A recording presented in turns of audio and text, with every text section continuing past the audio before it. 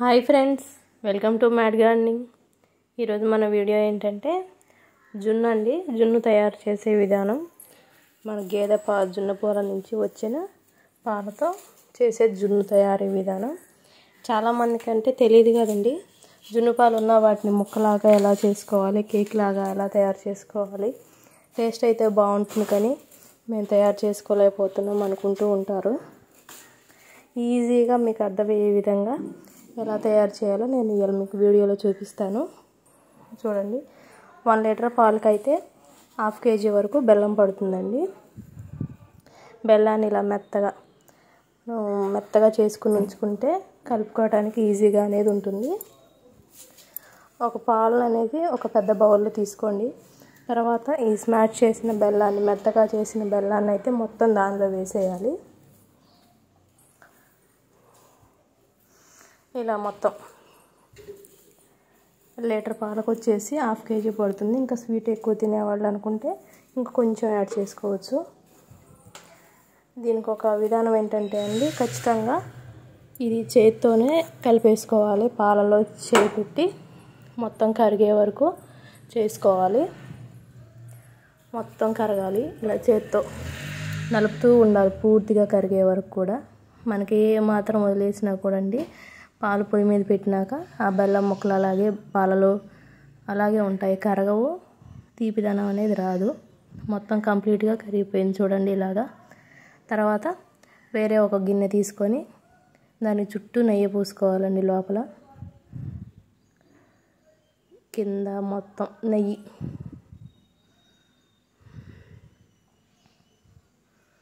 చుట్టూ స్ప్రెడ్ చేసుకుంటే మనకి జున్ను ముక్క అనేది దులపగానే కిందకు వస్తుంది, పడిపోతుంది. ఇలా చుట్టూ ఎక్కడ మిస్ చేయకుండా అంచుల వరకు పూసుకోవాలి.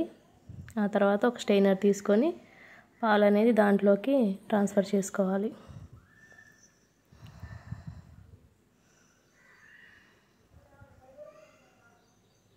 దీనికి పైన మీకు ఇష్టమైతే జీడిపప్పు, బాదం పప్పు అవి కూడా వేయించేసుకొని పైన జల్లుకోవచ్చు. లేకపోతే మిరియాలు, యాలకులు మాత్రం జల్లుకుంటే సరిపోతుంది.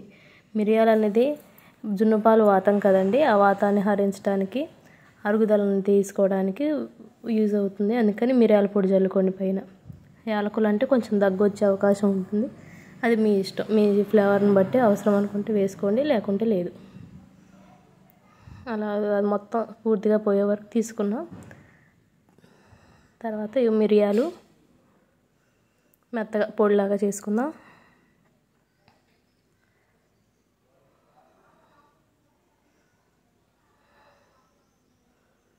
పొడి చేసుకుని ఈ గిన్నెలోనే పైన జల్లుకోవాలండి. పొయ్యి మీద పెట్టిన తర్వాత జల్లిన లోపలికి పోతాయి, అది ఇది ఏముండదు.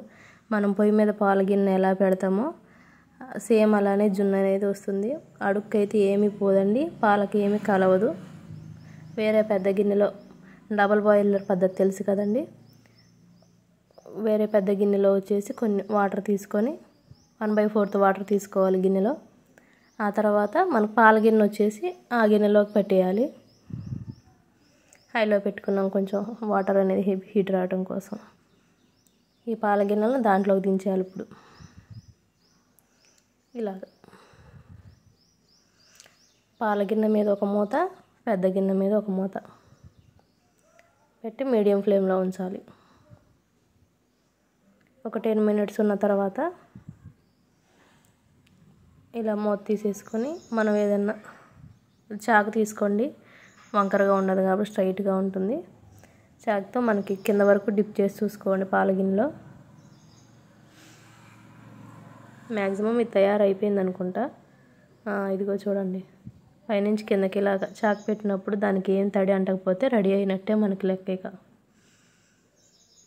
కొంచెం ఒక 5 minutes ఆగిన తర్వాత చుట్టూ ఎడ్జెస్ అనేవి మనం ఇలా కదిలిస్తూ ఉంటే మనకి కిందకి ముక్కకి బోర్లా వేసినప్పుడు వెంటనే పడుతుంది, టైం తీసుకోకుండా.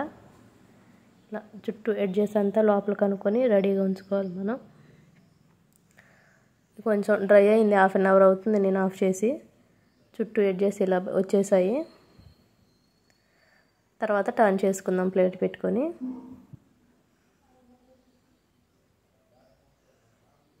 ఇలా 2-3 times ఇలా చేసిన తర్వాత మనకి ఈజీగా అనేది పీస్ అనేది వచ్చేస్తుంది, కింద పడుతుంది. ఇది చూడండి, కొంచెం మిగిలిపోయిందండి నా గిన్నెలో. అది కూడా తీసుకోవచ్చు ముక్కల్లాగా. ఇంకా అంతే అండి, ఈజీగా మనం ఎంత ఈజీగా చేసామో ఒక 10 to 15 minutes టైం అయితే పడుతుంది. బెల్లం పొడి చేసుకోవడానికి ఒక 5 minutes పడుతుంది. ఈజీగా మనకి జున్ను ముక్కలు అనేది చేసుకోవచ్చు తీయగా. ఇది చిన్నపిల్లలకు కూడా చాలా హెల్త్కి మంచిదండి, మనకు కూడా మంచిది. ఎదిగే పిల్లలకైతే మనం అన్ని పోషకాలు అందుతాయి. ఇలా మనం ఉన్న జున్నుని ఒక 1 week నుంచి 10 days వరకు స్టోర్ చేసుకోవచ్చండి ఫ్రీజర్లో. తర్వాత ఫ్లేవర్ అనేది మారిపోతుంది. ఎంతవరకు అయితే ఉంటుంది, 10 days వరకు అయితే ఫ్లేవర్ ఎటు మారకుండా టేస్ట్ అనేది యాజ్ ఇట్ ఈజ్గా ఉంటుంది. చూడండి, స్పాంజీగా మెత్తగా ఉండే ఈజీ ప్రాసెస్లో జున్ను తయారీ విధానం అనేది నేను మీకు ఈరోజు చెప్పాను. ఈ వీడియో కనుక మీకు నచ్చితే లైక్ చేయండి, షేర్ చేయండి అండ్ సబ్స్క్రైబ్ చేయండి.